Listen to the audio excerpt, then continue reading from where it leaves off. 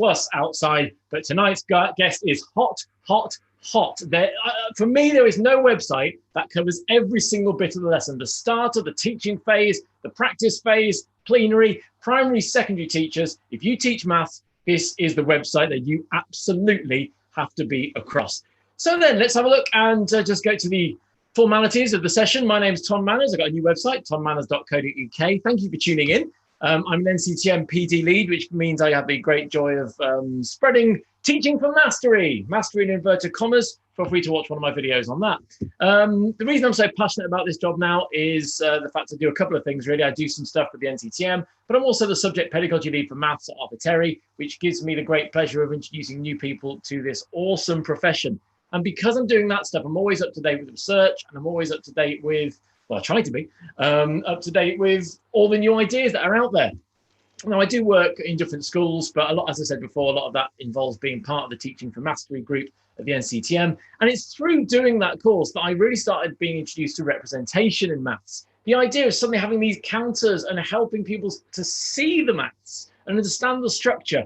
And of course, if you know anything about representation, then you surely must have come across the website we're going to be focusing on today. Now, a reminder, of course, that this is resourceful. I'm not even sure I actually introduced the title of the show. But these hour-long series will interview people who created these great websites, but they'll explain how they use it and how you can use it as well. If you do want to get involved, you can speak on the right-hand side of the YouTube channel, but also send on hashtag resourceful on Twitter, or you can tweet me at Manomatics. It'd be great to hear you over the course of the next hour. As I said, though, with regards representation, well, this website tonight has got more manipulatives that you could throw a Dean's block at. And there's the tools on there, the starters, the drills, the question generators. I feel ridiculously underprepared for today because just looking at this screen here, look at all those. I don't know how to use half of those. And I'll be honest with you, having already spoken to today's creator just before we came on air, he doesn't really know all the ones he's got on there either. He's forgotten what some of them are himself. It's brilliant to be able to introduce today's creator of an awesome website, Jonathan Hall, MathSpot, come on down. Jonathan, thank you for doing this. Hello, you're welcome. How are you doing? I am good, thank you very much. A lovely introduction, thank you very much. Well, if you remember The Price is Right from the 80s, Leslie Crowther had a big effect on me, it would seem, and it still sticks with me. Honestly, I've asked you before that I can call you Johnny, so I did. You may. Watching think I'm polite, that's not the case. I feel underprepared, like I did last week with Joe Morgan's Resourceaholic, because that website is this. And my hands are just on screen, I think, at the moment. I feel yours is this. Because, as I said in the introduction, there are things on your website that you can use for starters, for plenaries, for the teaching phase and the demonstration phase. There's so much going on. And who better to talk about the website than you? And so looking forward to hearing from you this hour. However, first and foremost, introduce yourself. Tell us about your teaching background and to where you are now. Okay, so Jonathan Hall, I've been trying to think how long I've actually been teaching. I checked my PGC certificate a bit ago. I think it's 2004, rings a bell. Awesome. So that makes about 16 years or something like that. Good math. When I finished training, yeah, that's good math. I did a couple of years at a school in Leeds called Carlton, and then I moved to City of Leeds School. And I've been there ever since. Now, it was City of Leeds School, and then we became an academy probably about sort of 5 or 6 years ago now. So I've probably been there maybe like 13, 14 years now. So you can probably tell that I really love the school. I've been started there as just out of NQT, maybe, yeah, probably 2 years out of NQT.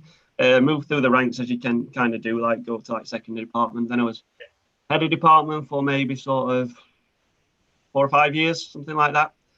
And then we had a new director of maths in, didn't quite see eye to eye, let's be fair about it. I'm not sure where this website started from, so I'll save that for later when you ask that question. And then because there's more than one website that you've created. Now, this is where I'll share my screen. And just when quickly chatting before we started, you were telling me that I am clearly unaware of a couple of your websites, because I think this is the first of your websites. Hopefully you can see it on screen. Form Time Ideas. You're the guy behind this, and I didn't know that.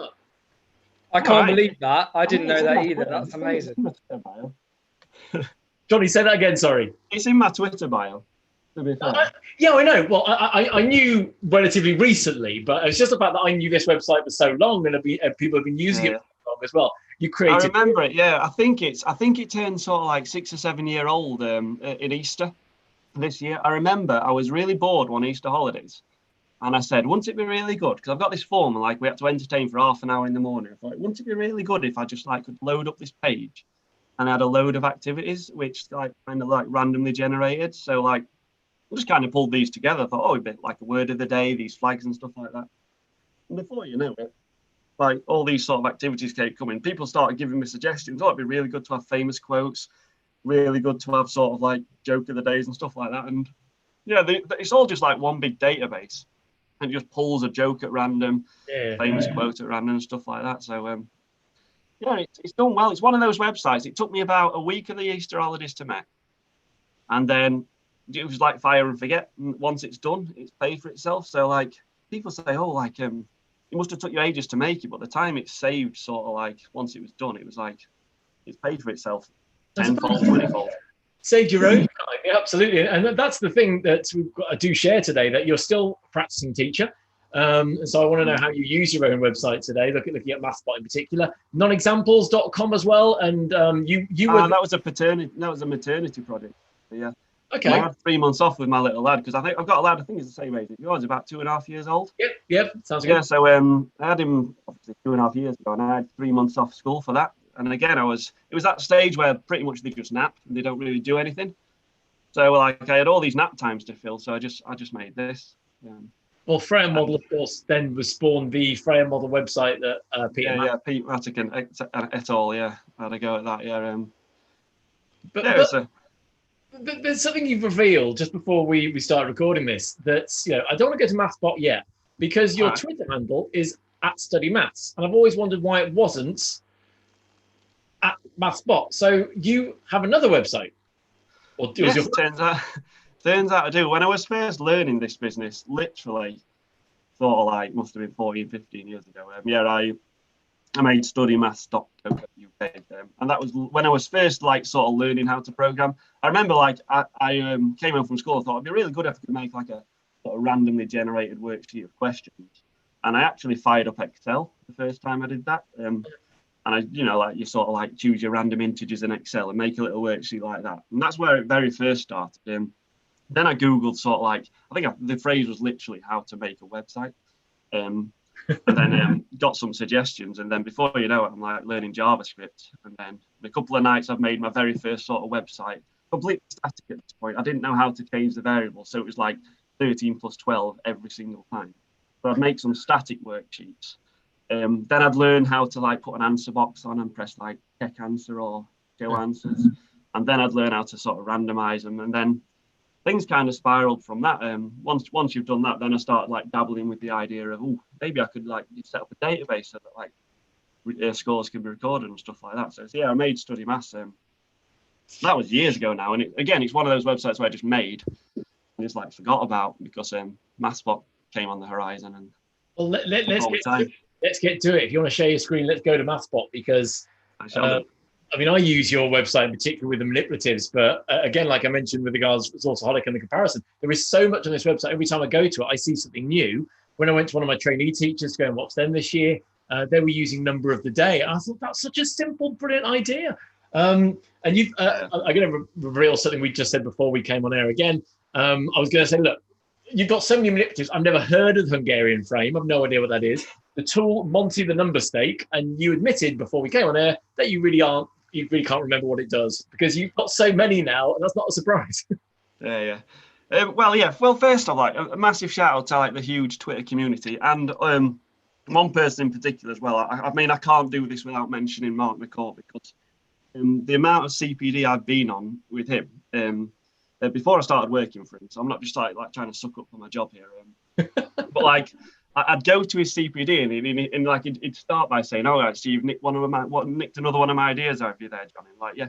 But then my response was like, "Isn't that like the definition of really good CPD? If you deliver CPD, then go away and do something with it. Then you must be doing something right." So a lot of the stuff, all the manipulative stuff, that wouldn't have happened without Mark, really. And the Twitter community in sort of general, the sheer amount of ideas that I get, whether it's either just outright sort of atting me, make this, to more subtle sort of DMs, can you do this for me?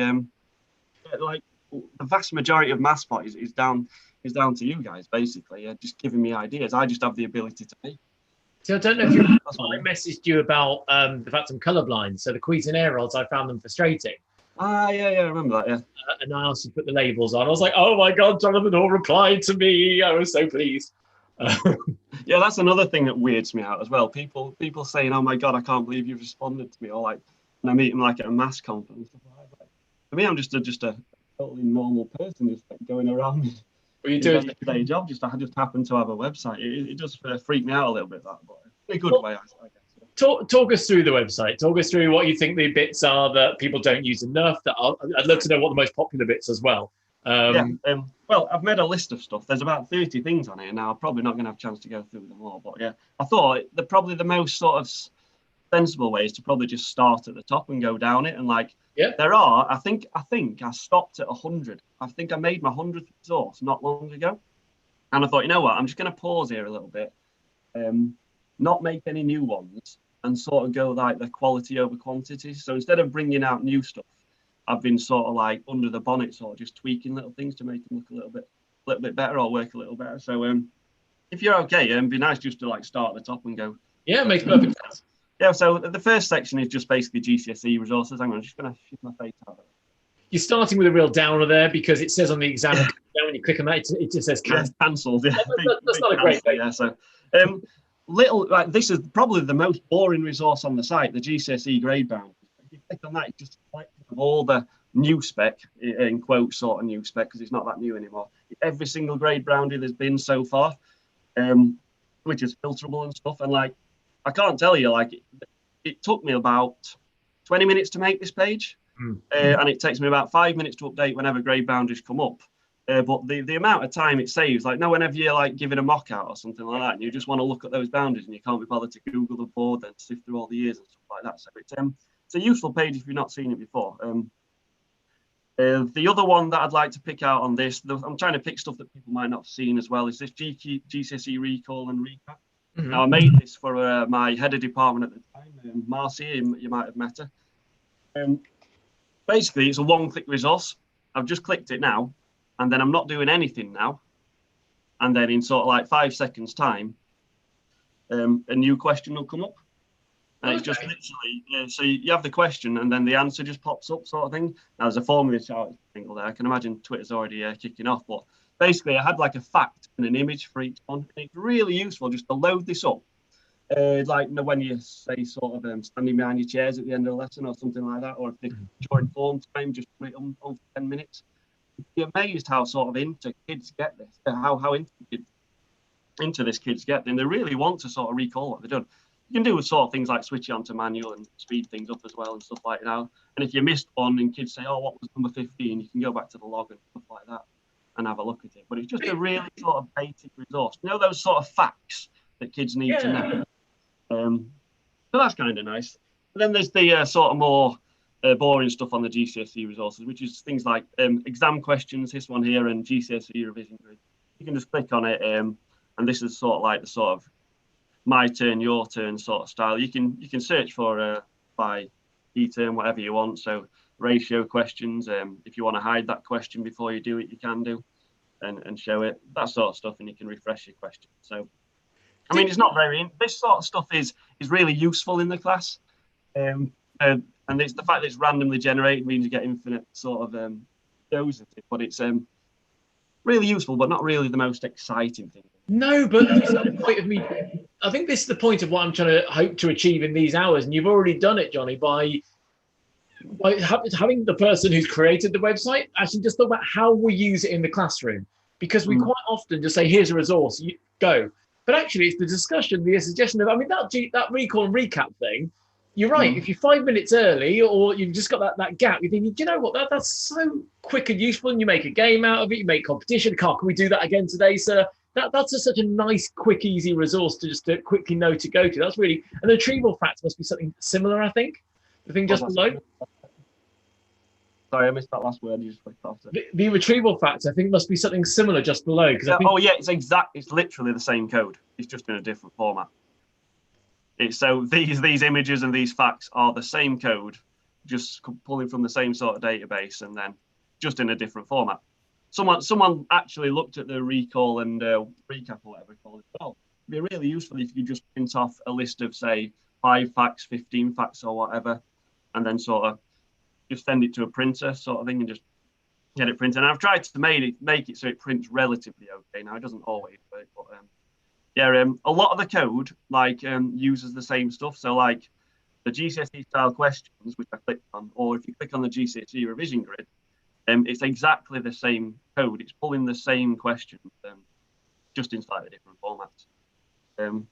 But yeah, they were all made probably 2 or 3 years ago now, and then I've kind of moved away from sort of randomly generated questions. I mean, there's quite a lot now out there in terms of randomly generated stuff. So, and that's not my passion. I mean, I enjoy coding and stuff. Don't get me wrong, but like my real passion, especially since going to these sort of like CPE, was manipulatives. I'd never sort of really used them before, and then like all this sort of like world of maths just opened up ahead of me, like with all these manipulatives. And like, wow, I know how to make those kind of things as well. I can make virtual versions. Yeah.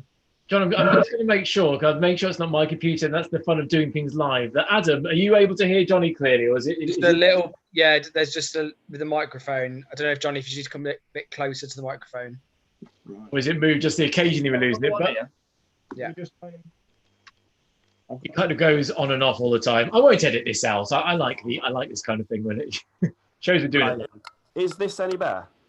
At the moment, it is. Yes. So let's do not move. Do not move a muscle.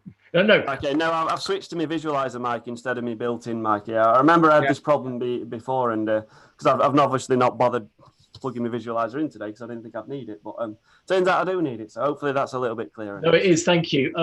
No, as we were saying before, though, you've just suddenly given tools that we can use in the classroom, and that's the point of this series of interviews. So. Yeah.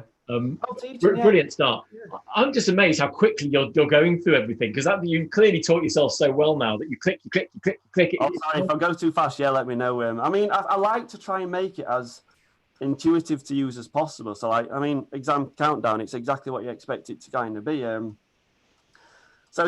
Because I know that teachers are busy people, so I try and make it as simple to use. I don't want really more than 1 or 2 clicks to actually be using a resource. So I'd like to think if you do click through these GCSE resources, they are relatively easy to use. I think they're no more than 1 or 2 clicks. I mean, the GCSE column recap, like I say, it's just 1 click. So yeah, I think that's probably about it for the GCSE resources. There's a whole load of stuff. I think can't remember off the top of my head.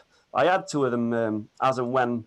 Basically, I add to these questions as and when one of my classes flunks a mock question.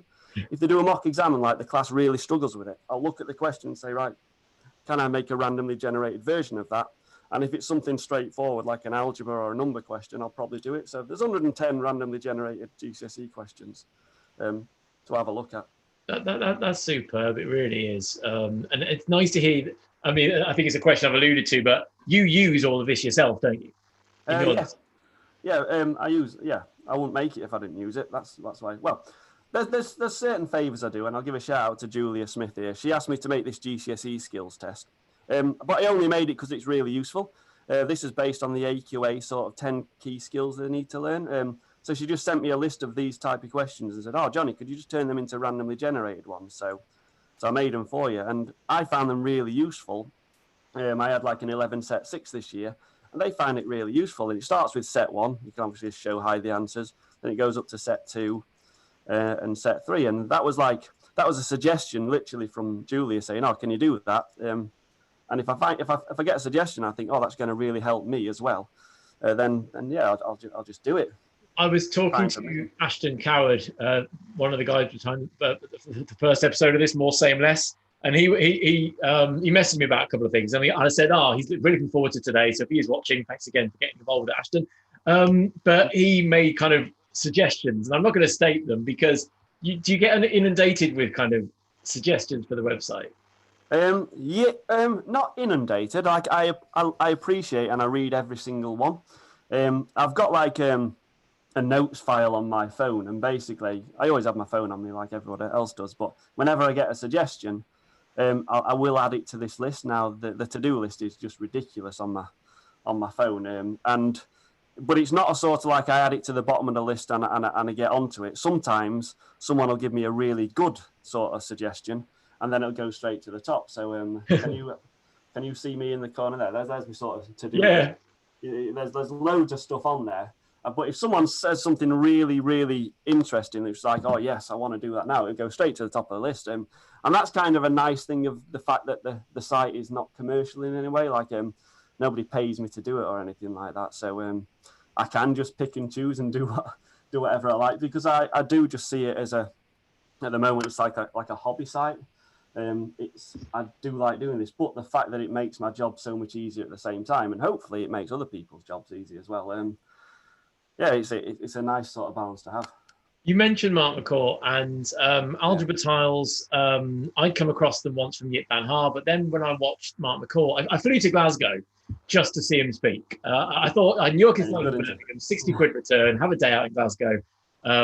Pleasure just to meet him. And he talked about Algebra Tiles again. And I was like, you know what? I need to step up how much I big up these, because they were phenomenal. And I think actually lockdown, it's been great to see so many teachers taking part in all the different CPD that LaSalle and Mike Rose and myself and all these people are doing. But Algebra Tiles seems to be the thing at the moment we're all talking about more and more. I'm hearing more and more people realize, and so algebra discs, which I see in the top left as well, which is less mentioned, oddly enough, but can be really, really powerful. Are they the ones that are the most popular on your manipulatives, or I'm intrigued? Out of all the manipulatives, weirdly, no, they are. I mean, to be fair, quite a few people use Algebra Tiles now, sort of like maybe, I don't know, 10,000 or something in a month, maybe, which is kind of nice, because it's probably 10,000 which were maybe not even aware of Algebra Tiles a couple of years ago, so that's kind of nice. Yeah. My most used manipulatives are the ones which are most common to maths teachers. So, for example, if I just scroll down a bit, my most used one is like the fraction wall. Mm-hmm. Everyone knows what a fraction wall is, so this is used quite a lot because it's just straightforward. It's literally a wall of fractions. So that's used quite a lot. It's one of the most the more specialist stuff. So maybe like the Dean's blocks or stuff. Although that's the things we keep pushing, because in my opinion, they are the most powerful. If you have that sort of CPD to go along with it, they're getting there, but they're not as sort of like the place value counters. These are really popular, because I think a lot of primary schools must be using things or the physical versions of these. Now, I'm not a primary teacher.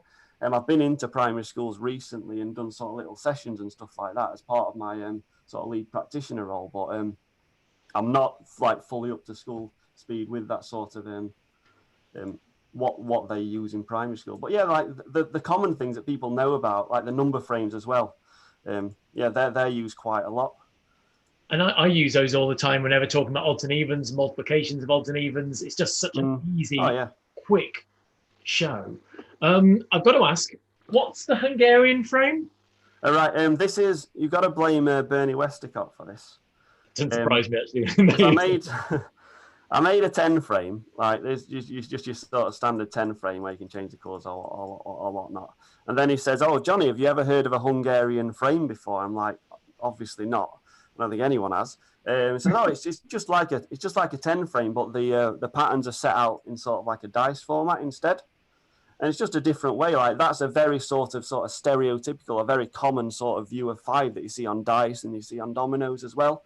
So it's just another way of visualizing 5. So essentially, it's just a 10 frame partitioned into 5s, but with this sort of, I can't remember what the phrase for that is. There's a phrase for 5s arranged like that, and it slipped my mind now. You do a little Google for arrangement of 5. It begins with C, I'm sure it's a quintex or something like that. Someone will correct me for that. Something to do with the fact that we can, the human brain can notice up to 5 straight away. It's that idea of subitizing. Subitizing 5, 6, or 7, or whatever it is. And once you get past a certain number, it's really hard. Yeah, subitize to 5. And I wonder if I don't know about you, like it's 5, doesn't it? Yeah, I don't know about you, but like I've been like doing experiments on my little lad, and like he's at the stage now where he can comfortably subitize to sort of 1 or 2. But anything sort of past 2, he can say 2, and you can tell that he's not counting 2. He's just looking and saying, "No, there's 2 there." But anything past 2, like 3 or 4, he has to go 1, 2, 3, 4. And I just find it fascinating. So I'm really looking forward to sort of like the next couple. I don't want to do the competition between our children because A, it sounds like you're winning, and B, every number that my son thinks is 3. Everything is 3. And how many of this? 3. My wife hates me because like she'll show her like a picture, a numeral 3, and she'll say, "Oh, what's that, Alex?" Says, "Oh, it's the number 3." And I'm like, "It's not the number 3, it's the numeral 3." Oh, yeah. Well, you heard me going on a rant on Saturday at Maths Conf. You know where I come from. Yeah, that idea between, but like it is so true because like, a lot of kids will like recognize these mystical symbols, 1 to 10, but absolutely no understanding of what a 7 is, the actual numberness of 7. So I do find it sort of fascinating, this idea of numberness. Yeah.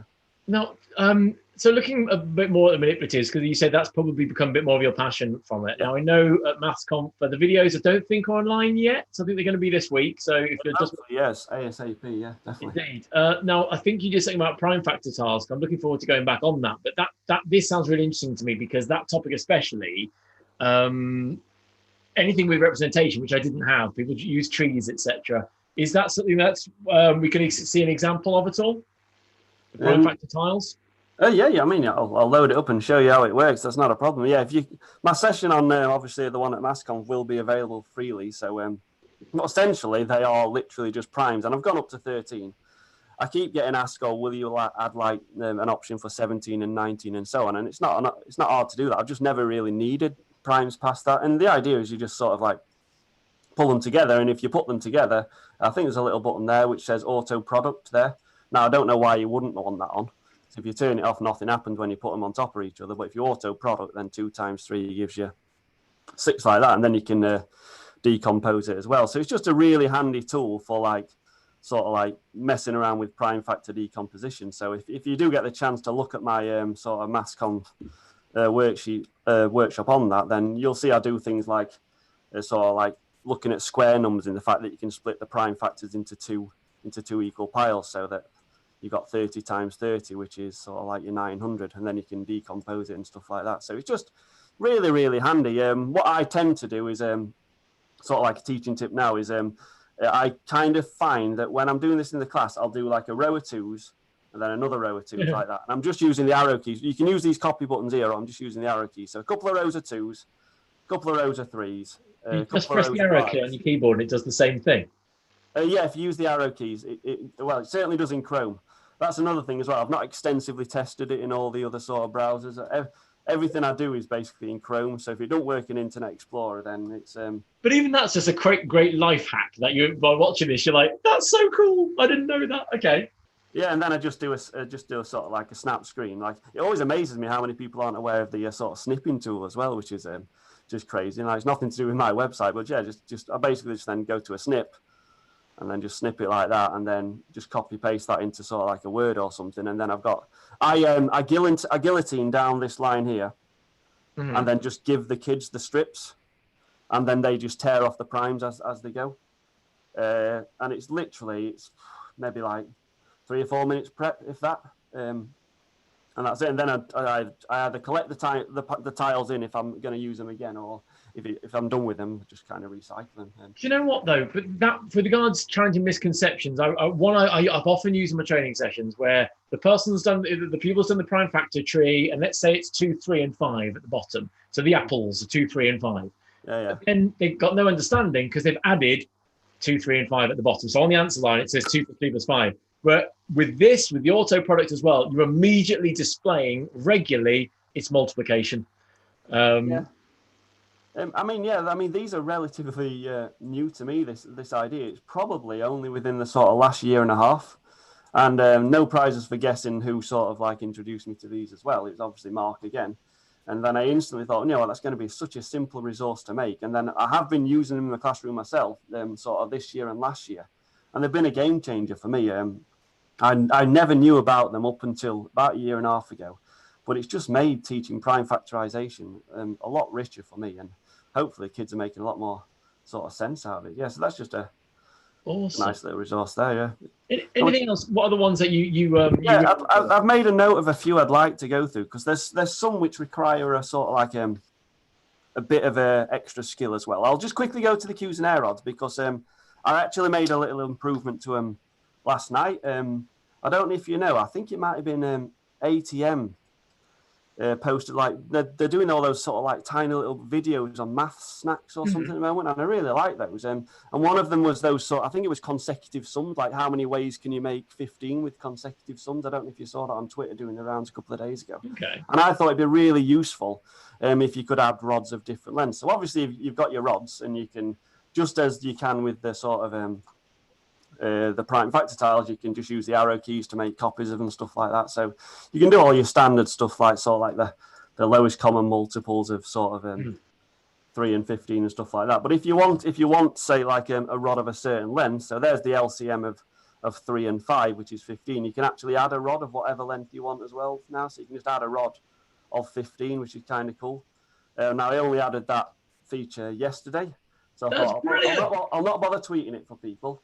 I thought I'd let people see it for the first time tonight. So you can now exclusive on ResourceFULL. This is brilliant. And it's not exactly groundbreaking, but it's going to be hopefully a useful feature, because that like I say that math snacks ATM one, they were like doing why is 15 a special number, because it's a sum of consecutive numbers in 3 different ways, because you can do it as 1, add 2, 3, 4 and 5, and then how else can you do it? You can do it as 4 plus 5 plus 6, and then you can also do it as 7 plus 8. So and then you open up the question, okay, what about other numbers? And then you start looking at how you can't make the powers of 2 and stuff like that. So I just figured it's a nice little addition to do that. And again, you can use the copy buttons to make it really, really fast. So here's where it has a slight advantage. Now, some people might lynch me for saying this, over sort of the physical ones, where you can really, really quickly make representations of like sort of like the square numbers if you want to.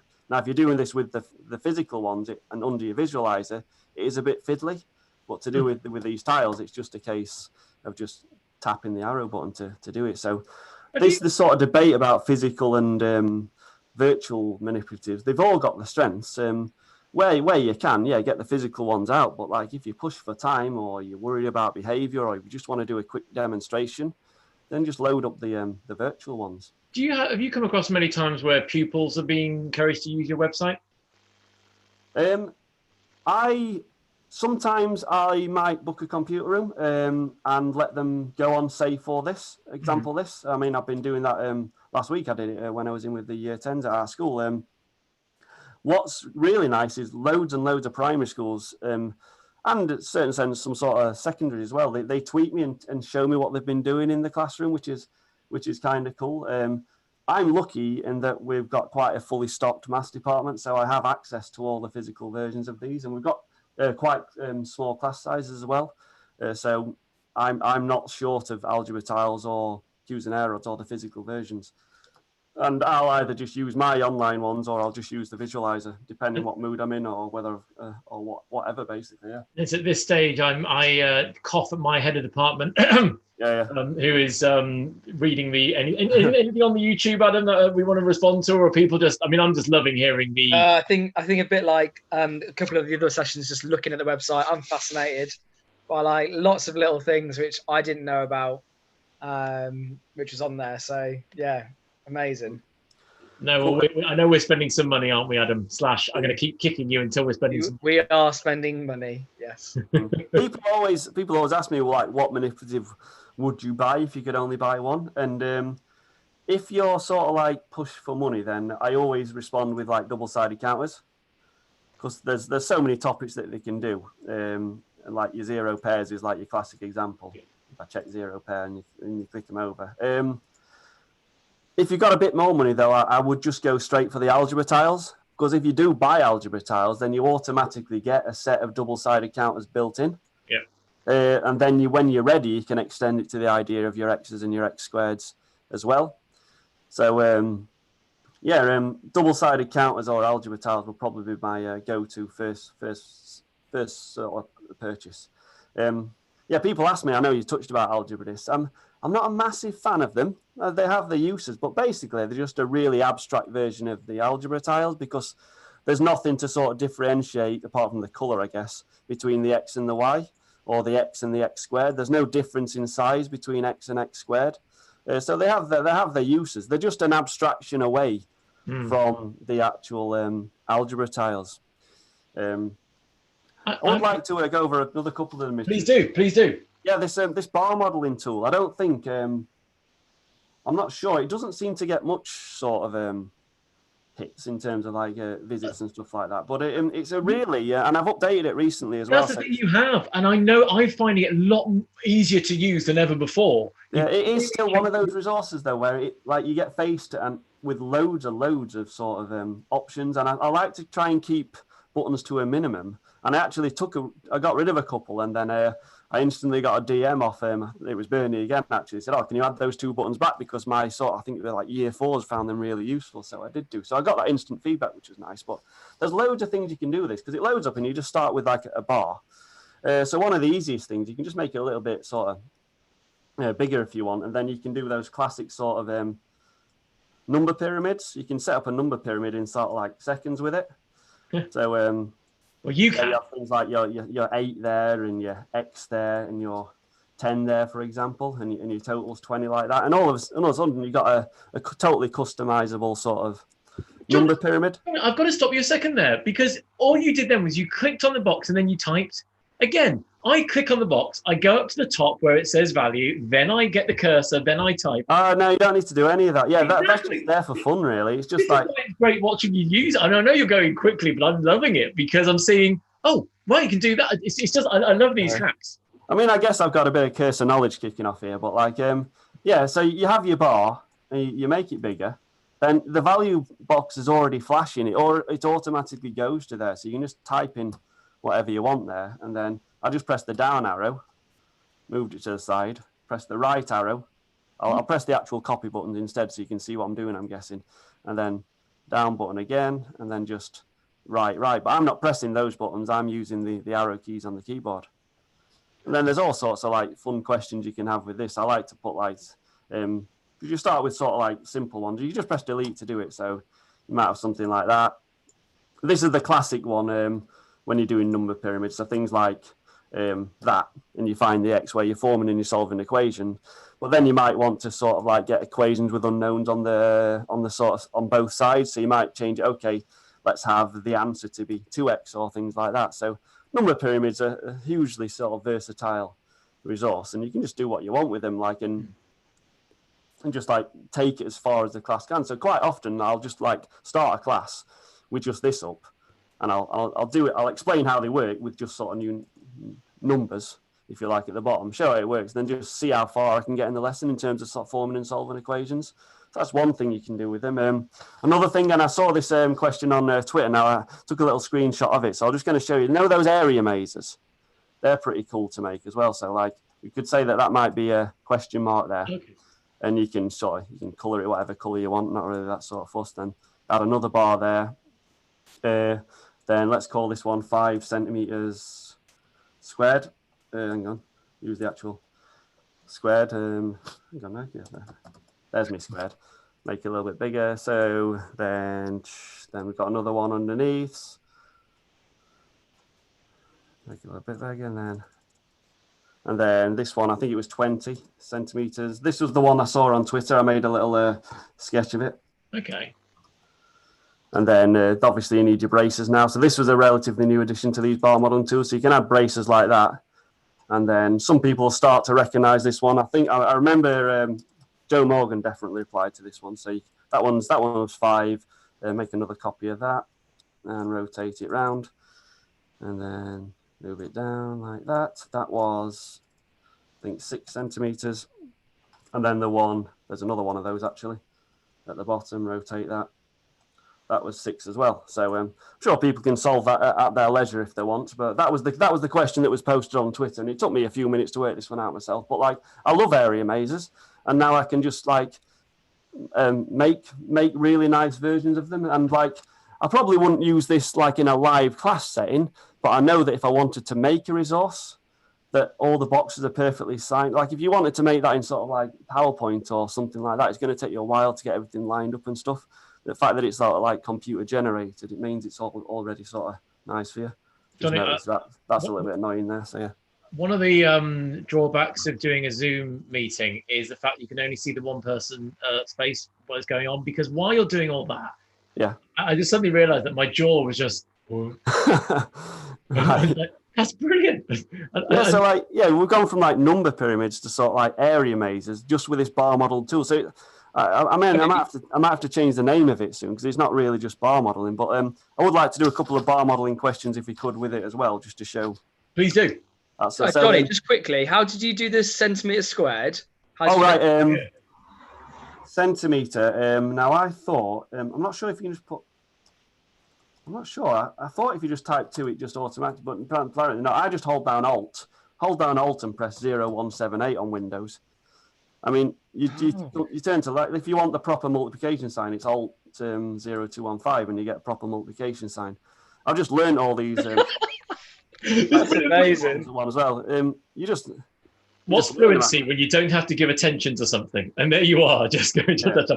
Well, 0176, 177, 178 are like your squared, your degrees, and your cube symbols. So yeah, I might make a resource where you can just click it and add that in or something like that. But yeah, definitely.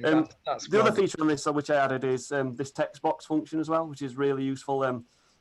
Bit of a game changer for me in terms of, because I have used this in lessons. So you can just paste a question there now. So I've got one here. So let's have a go at this one here. So I'm prepared, look. I'm not totally good unprepared. On you. Yeah. There we go. So the ratio of red to blue beads in a bag is 1 to 4. 5 beads are added to the bag ratio is 1 to 2. So you might have, okay, so let's say this one here, let's reduce it a little bit. This one can be the red bar. So I'll make it nice and red. And then make a copy of that, but I don't want it. I want it the same length, but to show that it's blue, I'm just going to make it blue instead. And the ratio is sort of 1 to 4. So 1, 2, 3, 4. So at the moment, this red bar here is how many red beads there are, and this hole here, this brace here, is how many blue ones there are, which is 4 times the red one. Now these questions are quite complex, I think, in terms of how to explain to the kids. Like quite often, in the past I've sort of like resorted to trial and error, but now I've switched to a bar model for these now. So that's the first part of the question set up. The ratio of red to blue beads in a bag is 1 to 4, and kids make sense of that. Yeah, that this is 4 times bigger than this one, and then 5 red beads are added to the bag now. Then, so okay, so there's my red beads, and I'm adding 5 to it. So I'm going to add a new bar, and I'm just going to make it nice and small. I mean, I don't know the relative size of it, but I'll say it's that big, and it's now red plus 5. So this length here, if you like, this brace now is now R plus 5. Basically, you just have to click on it and then you can type on it. And the blue ones, I've not added any blue beads to the bag, so the blue is still that. But the ratio is now 1 to 3. So if this is R plus 5, this here, and I'll add a new brace for it, because it's the ratio 1 to 3, then this brace here must be 3 lots of R plus 5. There we go. And it's that model might make sense to me now. I'm not sure about you, but then you just equate the size of the blue bars. I've not added any blue balls. Here, these blues are worth 4R, and here they're worth 3 lots of R plus 5. Yeah. And if you expand that and you equate the bars, because they're not added to the blues, then R must be 15.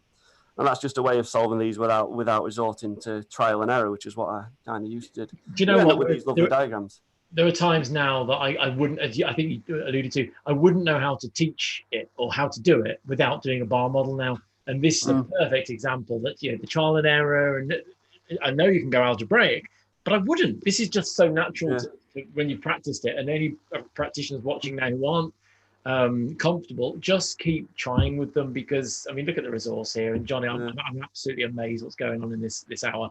I promised myself these sessions would only last an hour, and every week I regret it, but I think then it's more accessible for people to watch it. So we've got about 15 minutes and we've got to go. I am a bit worried. Yeah, I said I've got 30 things. I'm just looking down. I'm only on the second one. So I'll speed up a little bit. Yeah, so I just wanted people to be a bit more aware of this one, because it is quite a nice resource if you take the time to sort of play with it. So I'll run through a few more. Like the Dean's Blocks and Algebra Tiles, I'll skip for now, but they are, I think, hopefully people sort of have an understanding. And then they are relatively just straightforward to use. One thing you can do with the Dean's Blocks is you can change the base as well. So you can. I bet you Mark McCourt made you do that. Yeah, it's obviously one of his ideas that I nicked. But that idea of counting to sort of, if I showed you how to count in, share my screen here, if I showed how to like count to 9 in base 3, it goes 1, 2, 10, 11, 12, 20, 21 to 100. Like you'd start, well, obviously you don't say 100, but that's what it looks like. But if you have the Dean's representation next to it in base 3, you can see how it's 1, 2, and then you go to a 10, if you like, or one group of 3. And then a 1 and 1, 1 and 2. Oh, two lots of 3. 2 lots of 3 and 0 units. And that link between the Dean's blocks and the sort of the numerals representing those in a different base. I did this with year 7s back in September. We'd just practice counting in different bases, and like I had the Dean's blocks and all sorts of different bases. It was a really sort of like powerful images to have. Yeah, Dean's blocks in different bases, and you can go all the way to base X as well if you want, and then just basically algebra tiles, which is pretty cool. Fabulous. Yeah, so where are we? If I scroll down, so that's the manipulatives. That's the biggest section of the site by far. I am obviously conscious of the time. There's some printable ones. They're literally exactly what you think. They're just printable versions of all the key facts, because basically kids tend to not be very good at writing them down, so I just print them out. You have as many as you want on a sheet and just send it to the printer. Going random in the top right there, is that did that hide some bits and show others? Oh yeah, that's for sort of like if you want to do some retrieval, you can just like. That's really good though. I mean, it's not just retrieval; it's a scaffold to how to begin without having to. That's the right idea. Yeah, I just thought, well, if I'm making it, I might as well add some options to make it a little bit more interactive. So they are meant to be just printed out, but yeah, I'll print something like that and just fill the blanks sort of thing. So there's another version of starters. I've made like 7 of those, but like there's probably more I can. But again, they don't really excite me. That I find them quite boring to make. But if I know that I've got to do it, I will do. Here's just some puzzles here. Fibonacci clock's good if you've never seen that before. I'm not going to do that now. It's just you can tell the time using Fibonacci. That's the code for doing it. I saw that. That was another idea I nicked from Twitter and made. The consecutive number tiles, yet another Twitter idea. Joe Morgan posted it as one of her maths gems, I think she did. It's this idea. So the numbers are between 0 and 30, and it's cube, even, triangular. So 2 consecutive numbers, and they're both cube numbers. What's that going to be? It's 0 and 1. There we go. So I've counted 0 as a cube number there. So you get the idea, and you can make it as hard as you want. I mean, you can go to, if you want to just go ridiculous, I can just make like 100 to 200 or something then. That's a nice little starter puzzle. Scrolling down, then the question generators, all of these use exactly the same bit of code.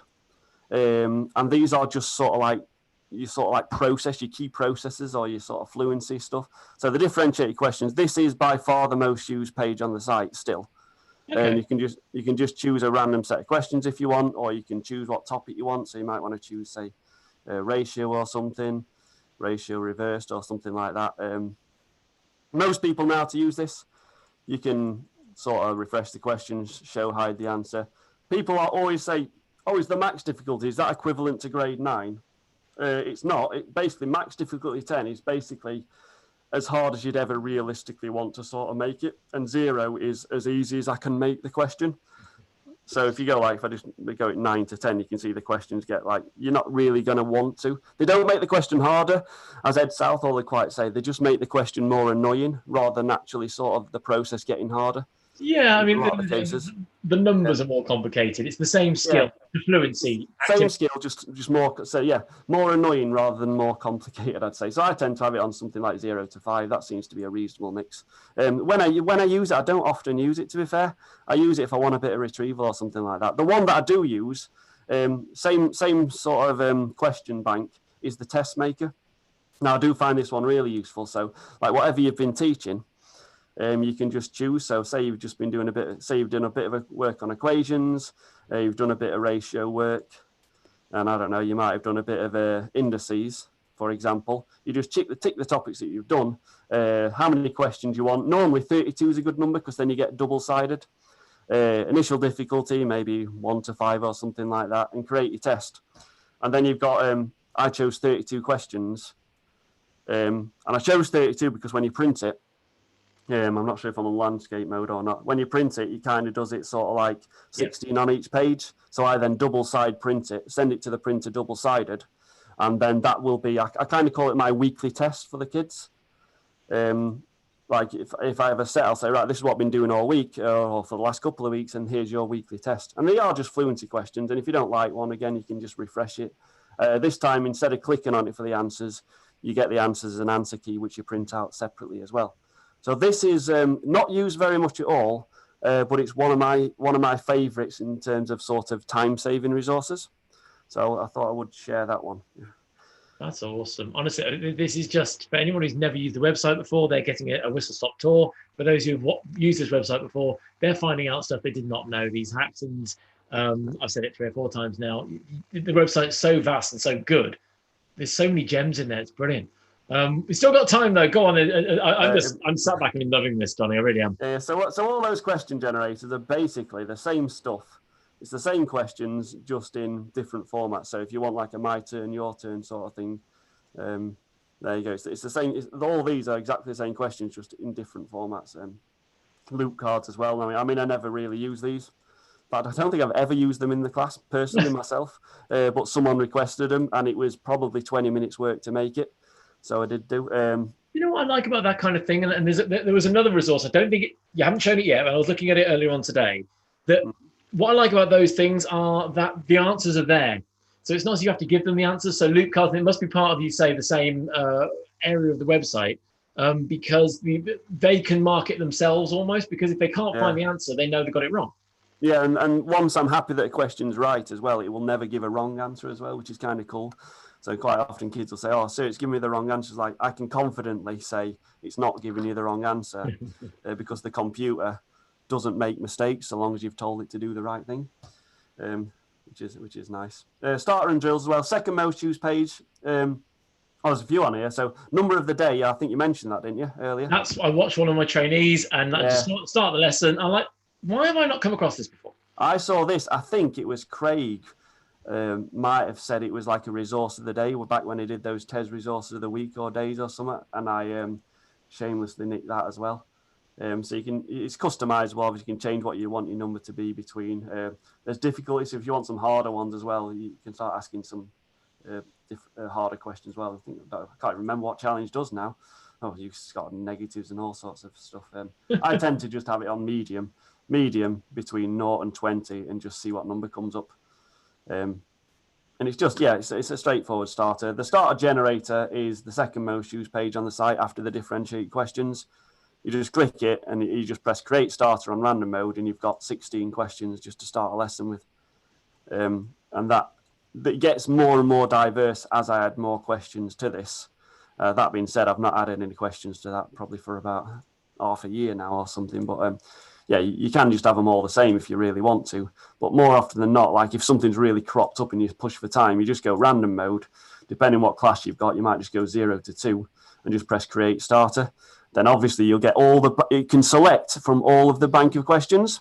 Now, if you've gone difficulty 0 to 2, you probably don't want this question coming up, so you just refresh it and get one until you're happy with it. Because, like I say, that increase in the difficulty doesn't change the sort of underlying process of the question.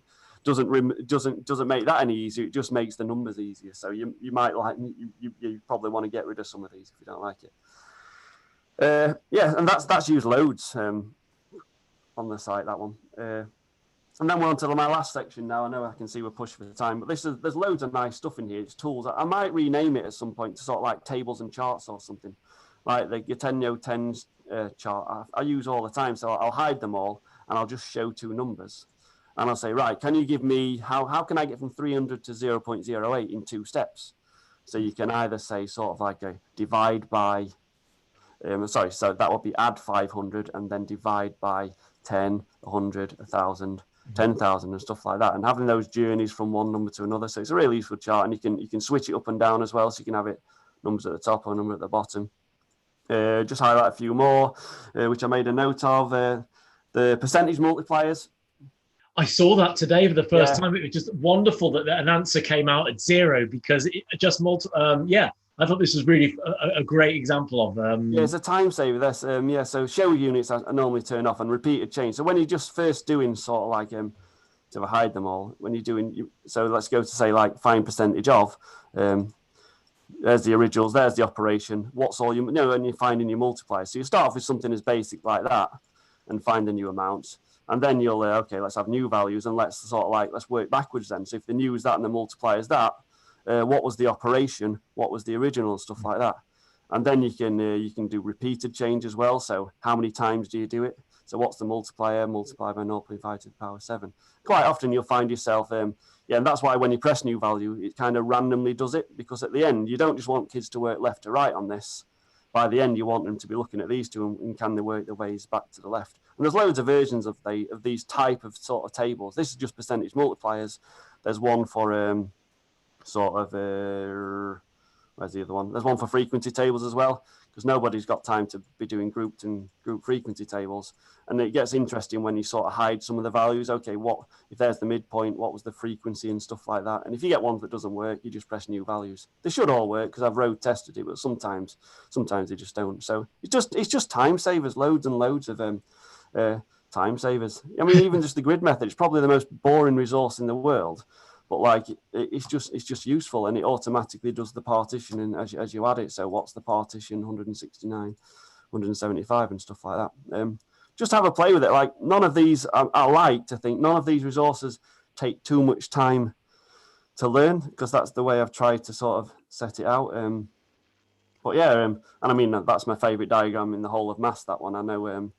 I was speaking to Charlotte, another one of my maths cons buddies. That sort of diagram. The fact that when you do your sort of squares, the sum of the squares is equal to the sum of the cubes. So 1 plus 2 plus 3 plus 4 plus 5 squared is equal to 1 cube plus 2 cube plus 3 cube plus 4 cube plus 5 cube, and things like that. And anything that sort of excites me, I'll just make. I can see the time there, so I'm going to shut up now. So I'm sure you've got to. Well, I'm absolutely astonished, Johnny. I really am. And so kind of you spent the time to do this. Now, I almost feel guilty that I am intending to always do this part of my of the hour, but the truth is, it's important that we always go back, because we need to. There's the words. We need to know what are the resources that you use. So there's going to be the tune, because we're going to do it in every time I do this. We're going to sing it. There's some maths that's been on my mind. It's all online. No textbook required. Ready, Johnny? Come on, Johnny. Yeah. Yay! You joined in. That was the kid. It doesn't matter how much. Joined up. I mean, I didn't want to join in. I'll make it known to the world. But you gave me 3 websites that you use, and I'll go on to the first of them now. Median, Don Stewart. Yeah, Don Stewart. I think everybody knows about this now, but like this is probably one of my most used websites. It's just amazing. Like the fact that there's no answers bugs me, but also I kind of like in a weird sort of way, because it forces you to do the maths. Like quite often for like a department CPD, I'll say, you know what, let's work through a Don Stewart task and see what maths we can pull out of these, because all this stuff is just absolute gold. I can tell you that I've got one of these ResourceFULL lined up now. Graham from Don's local maths hub, Joe Morgan, Emma McRae, the 4 of us are going to just go through this website together. So I'm looking forward to doing that one, because it is a phenomenal website. And I'm the same as you. When I first came across it, the lazy teacher in me, I was like, where are the answers? But actually, I realized when I got a bit more mature, that's the point. Yeah, exactly, yeah. Second one then? Yep, indeed. Increasingly loaded up already, haven't you? Yeah, I've gone local for this one. He's Leeds-based, Dave, so give him a shout-out. And like, his increasingly difficult questions are brilliant. I'm sure, again, loads of people have seen these. I found them incredibly useful with my sort of secondary role with LaSalle recently, because I've been doing like sort of an online GCSE crossover course, and I've got like 30, 40 sort of students of unknown ability to me. I've got no background data on them, and I'm like trying to teach a sort of GCSE crossover topic. And I found these set of questions really useful, because like you load it up and like sort of the higher end can jump in a little bit higher, and the lower end can jump in at the beginning. And then I'm getting all these DMs saying, can you help me on question A? Can you help me on question L? But it just covers that whole range, and I found them really useful for online teaching. So thank you very much, Dave, for these. Yeah. Awesome. And the third one's an interesting one. Yeah. Of course, we all know him. Mr. Barton? Yeah, like I said, he's mainly just because he's your guest next week. So I thought I best choose him because on the hope that he might choose MathSpot when you ask him for his 3. But no, on a serious note, I remember speaking to him like years ago at Kettering Maths Conf. It must have been sort of 5, 6 years ago. And he's like, oh, I've just redone my Mr. Barton Maths website, and it's got all these nice, colourful squares now. But if you just click on the sort of teachers one, and then the topic resources, he's basically done. It's a bit like Joe's done with ResourceFULL. He's just like sort of cherry picked all the really useful stuff. So you just click on one, sort of like whatever one you want. And he's cherry picked a load of resources, and he split it up into his sort of diagnostic question, his rich tasks. And I really like, they're really basic in terms of like, they're not sort of like flashy or anything, but those probing questions in the bottom right, they're really nice. And I use them all the time. It's just literally uses this sort of give me 3, VI3 treatment, he calls them, or convince me that. Yeah, so convince me why we write 7 and not 7 times. I mean, it's just little reasoning questions. And I get loads of ideas just looking at those. We heard of Mr. Barton Maths years ago, and obviously all the websites he's done, but I didn't know he'd done that on this website. Yeah, I use this quite a lot still. Wow. I don't know how many people do. You can ask him about the views next week. But no, I do find this really useful when I'm looking for resources. That and obviously ResourceFULL. It's a similar sort of vein in terms of collecting topics together.